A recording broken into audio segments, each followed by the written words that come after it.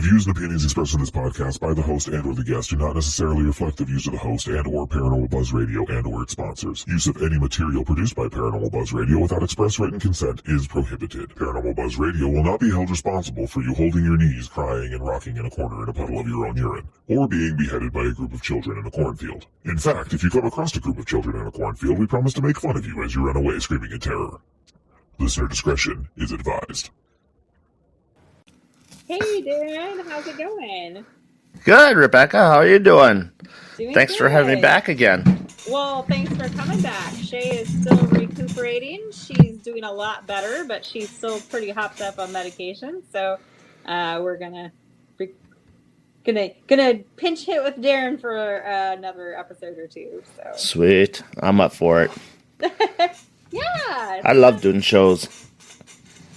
Oh, it's nice to have somebody to talk to. No, Shay calls and talks to me, and then she's doing a lot better because like right after she had the surgery, she was pretty loopy and tired, and she's doing better. But yeah, she's got one more medication she's going to come off of, and then she's going to be back in business. So. Raring to go. Yeah, so swinging for the fences. In the meantime, we got Darin. Woo! So what do we got tonight to talk about? Tonight, we have an article on the History Channel, history.com, 6 horror movies inspired by real life stories. Ooh, I like that. That's a good start. Yeah. This one was written by Becky Little. It was updated October 13th of 2020. So, just as full disclosure, Becca doesn't watch horror movies. I do. I do better with real ghosts versus fake ghosts. Fake ghosts creep me out. Real ghosts I'm good with. But anyway. You don't get the jump scares. I don't do jump scares. I always tell people like I screamed out loud in the theater when I watched Kindergarten Cop. So I just can't. I'm not a big horror movie person. It's not for everybody. No, it's not. But I know of. No, yeah. I can't watch Saw and stuff like that because it grosses me out. Yeah. Okay. Well, let's see our list here. All right. If you've seen them, I more than likely have not, but we'll try it. Okay. The Exorcist, The Conjuring, and other horror classics were inspired by actual, although not always factual, stories. How do you make a horror tale scarier? Just say it's based on a true story. That's a technique book publishers and movie producers have been using for decades, whether or not the supposedly true adds up. Some movies are inspired by what might be called real hoaxes, made-up stories that people have believed. Others draw inspiration from unexplained behavior or folklore. Read about how the story of a troubled teen inspired a movie about demon possession, how a series of hoaxes launched a major movie franchise, and how a centuries-old folklore about disease gave way to a classic Hollywood villain. All right, this one I have seen. I have seen one! Nosferatu, 1922. I've seen clips of it. I have not seen it fully. Yeah. But it's a silent film, ain't it? It is. It is a silent film. Yeah. Classic. Mm-hmm. Classic film. The 1922 German film Nosferatu, A Symphony of Horror, is basically an unauthorized knockoff of Bram Stoker's 1897 novel Dracula. The filmmakers couldn't get permission from the late Stoker's estate to adapt the book, so they made certain changes. Instead of Count Dracula, the main villain is Count Orlok. Copyright drama aside, stories of undead beings feeding off the living have been around a lot longer than Stoker's novel. The modern idea of vampires likely evolved from old European folk beliefs. Before people understood how diseases spread, vampirism may have been a way to explain deaths from the plague, tuberculosis, and other unseen maladies that ravaged communities. I know a lot of the tuberculosis deaths they did think, especially in New England, they thought they were, tuberculosis deaths were vampires. Yeah, now tuberculosis. Now they had to. They were outside, right? Well, they would get weaker and weaker and weaker, and then they'd find a pass away, and then somebody else in the house would get sick, and they'd get weaker and weaker and weaker. Mm-hmm. And nothing they were doing was making any difference, and they couldn't get better. And so, yeah, I was a vampire. Yeah. So That's man, that's interesting. yeah, different regions had different ways of stopping vampires. In Romania, one remedy was cut off the heart of a suspected vampire, and in other words, a cadaver, and burn it to ashes. Some have speculated Stoker's Dracula was based on Vlad the Impaler, aka Vlad III Dracula, a 15th century ruler of Wallachia in Romania. In Stoker's research notes for Dracula, he recorded that Dracula means devil in the Wallachian language. However, scholars suspect he appropriated the name without knowing very much about Vlad. In any case, there was already a lot of vampire fiction by then. Lord Byron's epic poem, The Gyre? I don't know. I don't know. I don't think I want to take a stab at that name either. I don't know. Lord Byron's poem, I think that's probably from 1813, and The Penny Dreadful Varney the Vampire. Oh, I kind of want to read that one. 1847. Ooh, and the lesbian vampire novel Carmilla, 1872. Yeah, wasn't there okay with Vlad, and then wasn't there and Leia did the same thing? Who drank? Mary Shelley? Yeah, Maybe. was it Mary Shelley? Mary Shelley, she wrote Frankenstein. No. Okay, so then there's there's another one that she had a castle, just like Vlad had a castle. Oh, yeah? And then she would, I can't think of her name top of my head. She would kill other women that wanted to take over her power, I believe.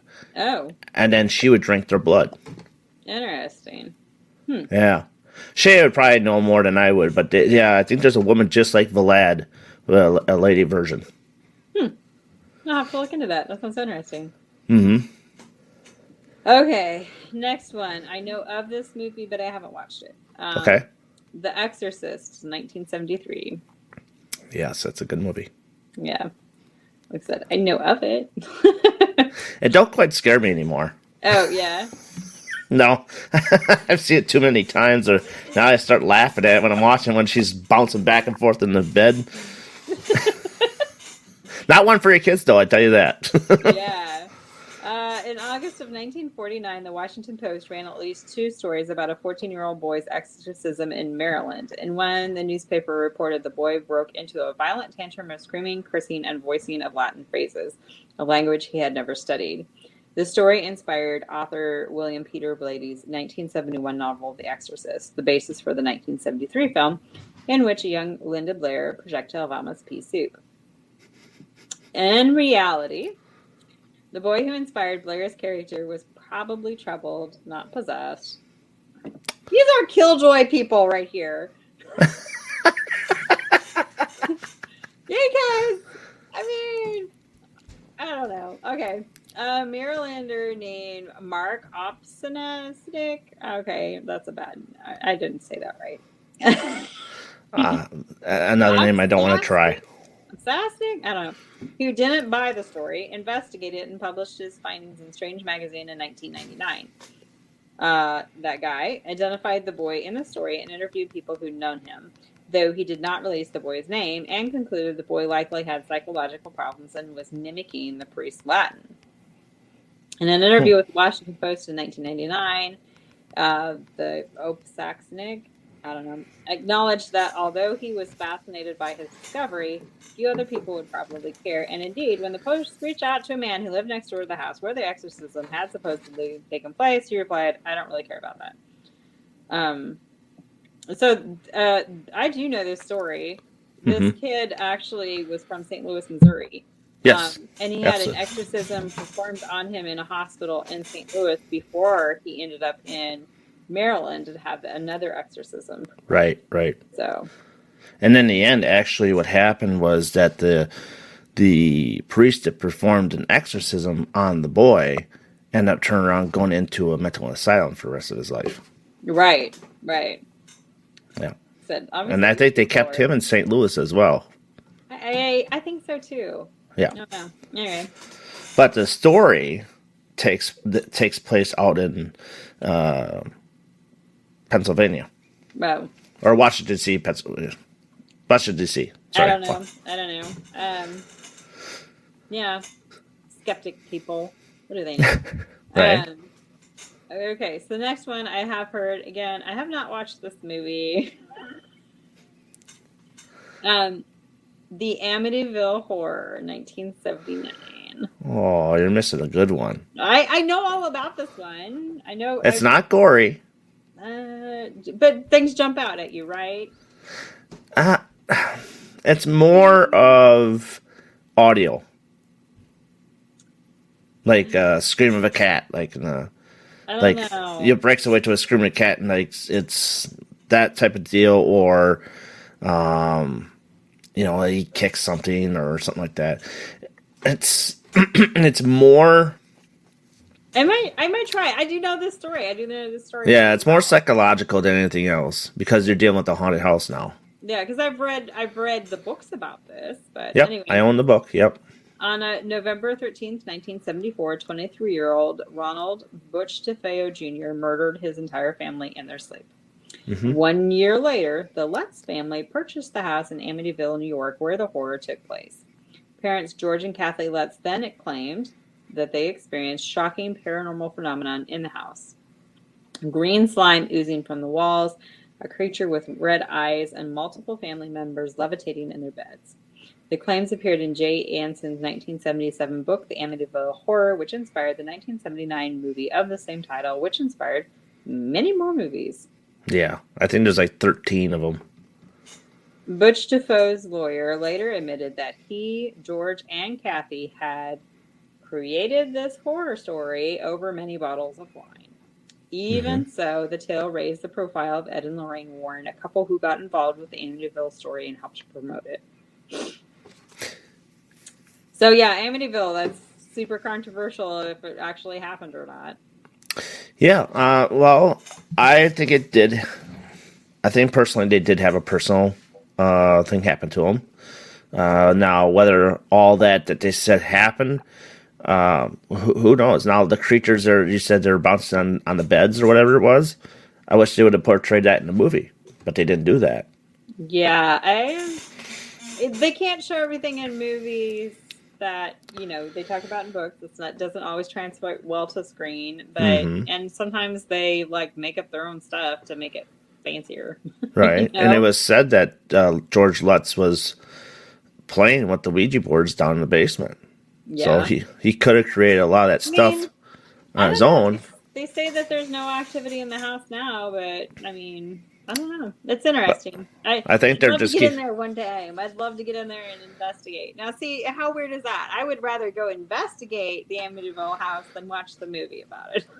Well, yeah, that's one of those. You're right though. That's one of those things that you have to go investigate yourself. You can't. You can listen to the stories, but for it to come true or figure out yourself, you got to be there. I don't know if I believe that story until I can get in there and investigate it myself. And since it's a privately owned home and nobody can go in there and investigate it, it's like. I would love to spend a month in there. I know, right? I mean. Okay. So did you see that one picture where they had the little girl peeking out? The boy peeking out of the stairs. Yes, photo? Yes, I've seen that one. No, yeah, they said that someone has recreated that, and they said that's absolutely nothing. You can do that picture anytime you want. I don't know how to. I think it looks real enough to me. Yeah, it looks pretty. I mean, it looks pretty convincing. But again, yeah, you don't have anything to compare it to. You can't go there and try and recreate it. So. Right. Absolutely. It's one of my favorite places. All right. Well, this next one, I've never heard of this movie. So we'll see if I've heard of the story or not. Okay. The Serpent and the Rainbow from 1988. Seen that one? Seen it, huh? It's weird. But Okay. it's you're talking 10 years ago since I've seen it, so I can't say much details about it right now. All right. In 1985, a white American graduate student named Wade Davis published a book with an extremely long title, The Serpent and the Rainbow, a Harvard scientist's astonishing journey into the secret societies of Haitian voodoo, zombies, and magic. That is a long title. Mm-hmm. In it, Davis claimed he discovered that secret Haitian societies used tetrodotoxin. Oh boy, I can't talk today. A toxin found It's in hard words. pufferfish to trick people into thinking they died and come back to life as zombies from Haitian folklore. Many other scientists denounced Davis's claim as bunk, including tetrodotoxin expert C.Y. Howe, who called it a carefully planned, premeditated case of scientific fraud. The story grabbed the attention of horror filmmaker Wes Craven, who adapted the book into the 1988 film The Serpent and the Rainbow, starring Bill Pullman as Harvard researcher based on Davis. Writing in a 1989 issue of Latin American Anthropology Review, anthropologist Robert Lawless seemed to consider this fitting, since the book already read like the first draft for a Hollywood movie with Davis himself as an Indiana Jones type hero. These people are skeptics, man. Yeah, but it was a weird movie though. Yeah, it sounds like it. Yeah, I don't know. That's probably why I only watched it once. No, maybe. Some just don't grab me. I don't know. All right, another one. I know the story, but I have not watched the movie. Okay. The Haunting in Connecticut. Oh, another Ed and Lorraine Warren case. Yeah, from 2009. Yeah. Remember Ed and Lorraine Warren, the ghost hunters from Amityville? Yes, we do. A decade after Amityville, they became involved with the Snedeker family. Parents Alan and Carmen Snedeker claimed they'd experienced paranormal phenomena at the Connecticut house they rented in 1986. Most shockingly, both parents claimed demons had raped them. Part of the modus operandi of the Warrens was to solicit help in publicizing these stories, Radford explains. The Warrens hired a horror novelist named Ray Garton to write a book about the Snedekers' haunting, but Garton soon realized that a lot of the information wasn't making sense, Radford says. These people are hard skeptics, man. Yeah. I'm telling you. Well, with this case here is, okay, so in the movie, they're saying that the boy had cancer. Okay. So now he was basically living in the basement, because but in the basement, they actually had, it was I think it was a funeral home before it became a home. So then they had all the stuff down there to do for funerals and whatnot, and embalming and table. But what this guy ended up doing is cutting off the eyelids of people and saving them in a box, what the movie was showing. So with him being with chemo, I would think would cause hallucinations. Yeah, probably. And so with that, that's where they're thinking, okay, well, his house is haunted. He was having all sorts of problems going down there. Now, the part where you're saying that the mother and father were raped by the spirits? Mm-hmm. Said, now that, I didn't hear anything about that in the movie. Yeah. He was actually, the father was a drunk in the movie. Interesting. Mm-hmm. Yeah, it's a good movie, but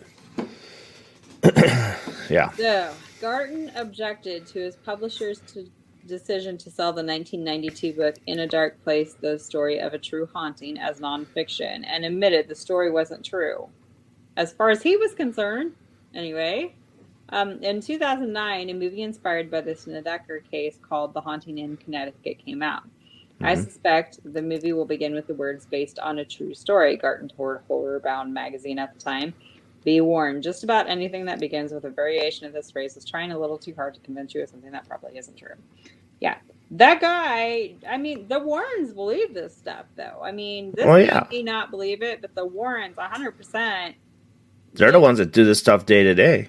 Yeah, exactly.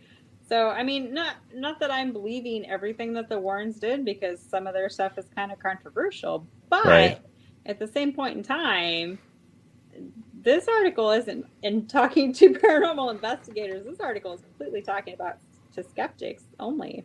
Yeah, see, horror movies get nailed pretty hard when it comes to movies and stuff like that, and true stories. They get nailed really hard. Yeah. Yeah, okay. Another one I have not seen, but I do know, and another Ed and Lorraine Warren case. The Conjuring, 2013. Yep. Ed and Lorraine Warren promoted so many hauntings during their decades-long careers that they became horror movie characters themselves. Actor Patrick Wilson and Vera Farmiga have portrayed the couple in The Conjuring 2013, The Conjuring 2 from 2016, The Nun 2018, and Annabelle Comes Home in 2019, and will appear again in The Conjuring 3 of 2020. Which is already out. Yeah. The first Conjuring movie is about the Perron family, who claimed in the early 1970s that spirits were haunting their Rhode Island house. The film also references a previous Warren case about supposedly haunted doll, which inspired the spin-off movies Annabelle, Annabelle Creation, and Annabelle Comes Home. The second Conjuring opens with the Amityville haunting, then moves on to the Warrens' involvement with the Enfield poltergeist outside London in the 1970s.